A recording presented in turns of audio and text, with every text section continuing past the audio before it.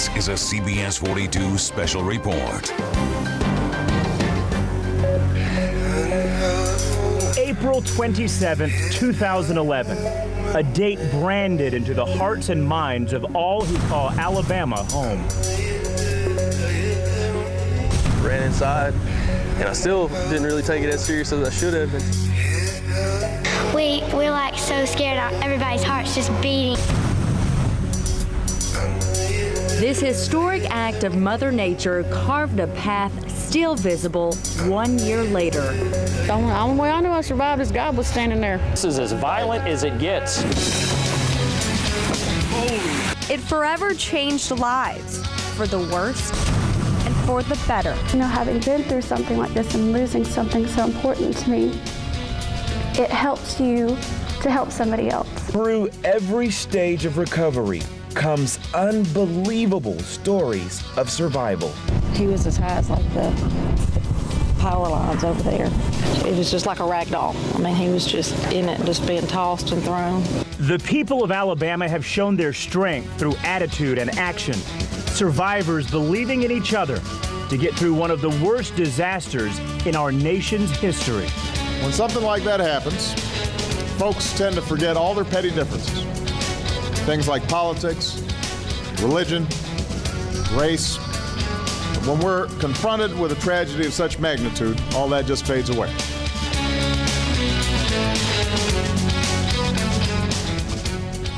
And welcome in as you are looking live at a picture of one of the most devastated communities following that massive tornado outbreak 1 year ago today. We are in Pratt City, Alabama, northwestern corner of Birmingham.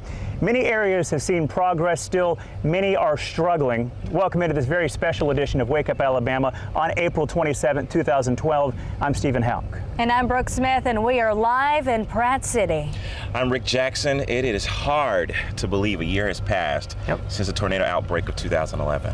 And I'm Kaylee Dion. We all remember last April like it was yesterday. And as we look back, we're also looking forward at the progress that has been made the last several months. And let's get a check of our forecasts as well, as we have a night and day difference in the forecast compared to last April 27th. At this time, we were dealing with a squall line moving through today. Very calm, very quiet start to this Friday, April 27th. We will have a full look at your forecast and looking to the weekend coming up. All right, well, thank you so much, Kaylee. You know, the past 12 months have undoubtedly been rough for thousands across the state. Yeah, looking back, we remember those lost on April 27, 2011. More than 60 tornadoes touched down that day, made for the second deadliest tornado outbreak and the third worst natural disaster in U.S. history. The outbreak is also one of the costliest disasters in U.S. history, with damage estimated at about $11 billion. Those tornadoes killed more than 300 across the Southeast, 254 of those from right here in Alabama. This week, Governor Bentley went back to some of the worst hit areas to see the progress of rebuilding and recovery. And our long-term recovery is doing well. I mean, we've got a ways to go. It's easy to see the rebuilding process is underway in Birmingham's Pratt City. And even an EF4 tornado slammed to this community, leaving piles of rubble everywhere you look. Still so much damage here today, some of it still almost unchanged. Yes, Birmingham Mayor William Bell says the recovery and rebuilding progress has not been perfect, but it is happening. I won't say happy. I will say that under the circumstances, I'm pleased with where we are. Today will be filled with events happening all day in several communities across the state. Yeah, here's a look at just some of the events. And again, there are many that are happening today. These are scheduled for specifically in Jefferson County. Beginning at 5 o'clock this evening, Mayor William Bell of Birmingham will honor first responders in Pratt City. Ruben Studdard is set to perform. The event is right here where we are, the corner of Dugan Avenue and Hibernian Street. And you know, it is just almost eerie out here this morning. I know the weather is fine, very different, but it just feels like a eerie calm. Yeah, very, very true. But we are so thankful with what's going to be going on today, all these events we're talking about, that the weather is such a stark contrast to 1 year ago today. Oh yeah, we have all of the events and even the cleaning up that's still going on. And those, you know, where their lives are just going to school and work. This forecast is just beautiful today. And Rick Jackson joins us now to share his story, what he's gone through in the past year. You know, Chris Coleman is known on 98.7 KISS FM to give his listeners exactly what they need, that nice, smooth music, nice conversations to get through their day. I mean, he's also known to give back to the community, especially around Christmas time, giving back to those children in need, those presents. He personally delivers himself. But a year ago on this very day, the man who'd given back to so many found himself in need. Chris Coleman is here with you. This is exactly where 98.7 KISS FM's Chris Coleman was on the afternoon of April 27th, 2011.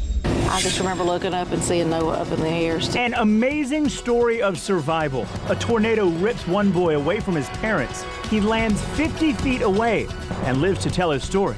A state rivalry changes into teamwork. Die-hard fans show that orange and blue can mix with crimson and white. An update on the Tumors for Tuscaloosa effort.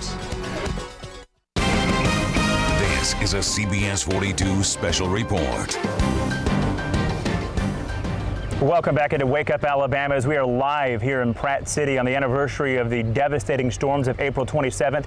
Taking a live look at just some more debris, some rubble of a home, a cooler there, surrounded by just all types of just devastation, which is pretty much the situation here and in countless areas around the state. I wanted to take you through the path. So what's changed?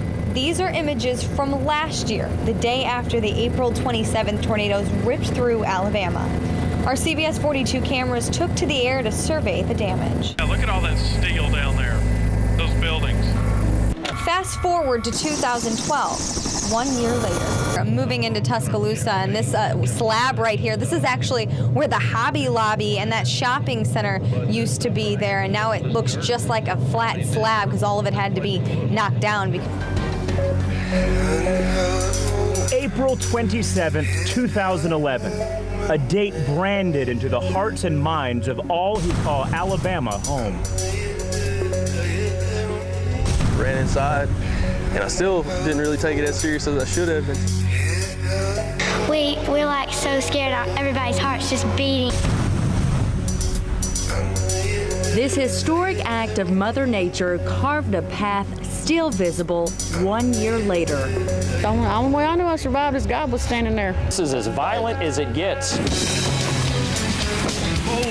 It forever changed lives, for the worst and for the better. You know, having been through something like this and losing something so important to me, it helps you to help somebody else.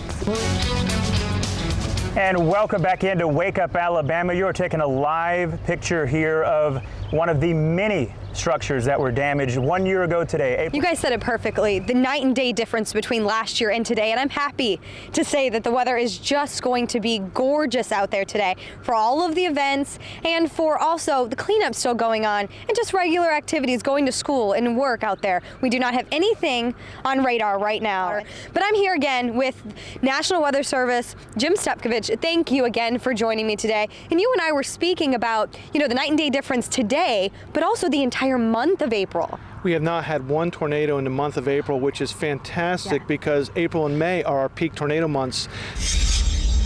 As a meteorologist, you consider yourself that protector, that person who's responsible for the reason we spend the countless hours, the reason that I was up, you know, working as long the hours as I was is to prevent people losing their lives. This is right along I-20 where we're seeing several supercells that are tornadic right now. I think that each time that I deal with, you know, a tornado where I know that that tornado's on the ground, it's going to affect me much more dramatically for a while in regards to what it's going to do, you know, because I'm going to go to the worst case scenario, which was April 27th. And I think that's the thing that a lot of us forget, that it's more than a year to put that closure together. Well, I mean, I think the emotion for me today is a lot more than I even expected it to be.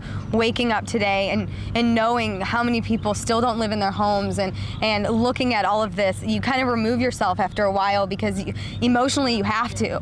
But being here today has been an eye-opener in the fact that there's still so much that needs to be done. There's no closure at this point. And Welcome back into Wake Up Alabama. We want to show you this before and after picture situation. This is actually where we are located in the Pratt City area, Hibernian and Dugan. The lower right-hand corner of your screen is the Pratt City Library, to give you an idea. So again, before, homes across the street from the library, very vibrant community. April 27, 2011 came through. This is what it looked like afterwards. Absolute destruction as that EF4 tornado tore through this area of Birmingham. Again, you can see the library still barely standing there and so many lots empty from where the homes were destroyed. All right, thanks guys. I am here with Regional Communications Officer Chris Osborne. Thank you so much for joining us. I have to ask you, let's go back a year ago. From that day to several weeks after, you had to have been one of the busiest men around. How are you able to function and still provide those needs to the people? Well, certainly it's not just me. I mean, when this thing hit, we've got a lot of volunteers who are dedicated, who have the people's best interests at heart here in Alabama. But by the time the tornado was in full swing and the recovery efforts were underway, we had more than 2,500 people from around the lower 48 who all came here to help the American Red Cross help others here in Alabama. And I want to take a look right here. I want you guys to take a look. Look behind me. As you can see, the house completely in destruction here. There's a lot of these still out here, but just a few feet away, you have evidence that there is a lot of rebuilding, and that's just a lot of positive feedback that we can have here, and a lot of those stories that we have to tell. Even before we get to that, I just wanted to take you into a different perspective of this, so you can see firsthand of what is going on out here. I'm inside of one of the many structured homes here that was devastated behind the tornado. Now, as you come in with me a little bit, and I can show you what's going on here. This was obviously a nice, loving family here. As you can see, pictures are still here from beautiful children. It just does something to your heart to see this. I can see that a child obviously spent a lot of time in this room. You have teddy bears still here in place. You have a little science lab over here, and clothes actually still hanging in the closet. I have a belt here. So it's just very, very does something to your heart. The thing I do want to point out, however, is the picture of Christ. They still have left right here just to show you. A lot of times you hear the stories of how people made it. How did you get through this? How did you make it through something like this? And time after time again, I've heard the same answer. It's my belief, it's my faith in God. And live from Pratt City on April 27, 2012, when we return. Good morning and welcome back to Wake Up Alabama. We are looking back at a very special Wake Up Alabama. April 27th, 1 year later. You're looking at, we have beautiful flowers regrowing, but then we also have so much that needs to be done out here. And there's that house behind those flowers that just still has a lot of work to be done. And it's one of many, many homes. A lot of cleanup going on today, a lot of events going on today, and the weather is going to be beautiful today. We will have the sun trying to peek through the clouds here. On CBS 42 News at 6, a couple feels blessed to be alive to see this day after making it through the storm. We'll have their story of survival. Yeah, Brooke, I have to say this. Imagine your child, everyone, just being ripped from your arms during this devastation. That story is going to be coming up tonight as well with our very own Mark Prater, so stay tuned for that. Again, so many stories. We're very thankful to be here today. Looking back, we've had so much reflection, but as Kaylee's mentioned, as we've all mentioned, there's so much to look forward to in Alabama as we can move forward, because there's a lot of positives still after such devastation one year ago. I know I speak for all of us as we're proud to be from the state and everyone who's come together in this last year and as we move forward. Yep.